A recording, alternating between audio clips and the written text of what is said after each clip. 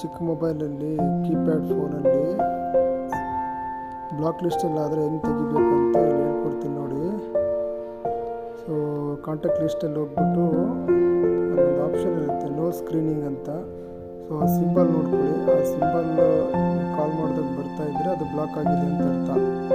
So ಅಲ್ಲಿ ಯಾವುದೇ ಥರ ನಂಬರ್ ಇರಬಾರ್ದು, ಎಂಟಿ ಇರಬೇಕು ನೋ ಸ್ಕ್ರೀನಿಂಗಲ್ಲಿ. ಸೊ ಆಪ್ಷನ್ಗೆ ಹೋಗ್ಬಿಟ್ಟು ಅಲ್ಲಿ ಆ್ಯಡ್ ನಂಬರ್ ಅಂತ ಕೊಟ್ಟರೆ, ಸೊ ಅಲ್ಲಿ ನಂಬರ್ ಯಾರೋ ಒಬ್ಬರು ಡಯಲ್ ಮಾಡಿಬಿಟ್ಟಿರ್ತಾರೆ ಮಕ್ಕಳು. ಸೊ ಆ ಥರ ನಂಬರ್ ಏನೂ ಇರಬಾರ್ದು, ಎಂಟಿ ಇರಬೇಕು.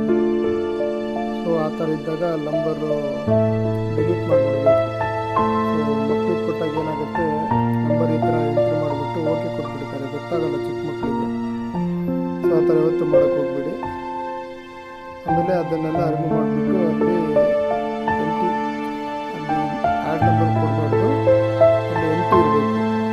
ಸೊ ಕೆಲವೊಂದು ನೋಕಿಯಾ ಫೋನಲ್ಲಿ ನೋ ಸ್ಕ್ರೀನಿಂಗ್ ಅಂತ ತೋರಿಸುತ್ತೆ, ಕೆಲವೊಂದು ಬೇರೆ ಬೇರೆ ಕಂಪ್ನಿಯವ್ರದ್ದೆಲ್ಲ ಬ್ಲಾಕ್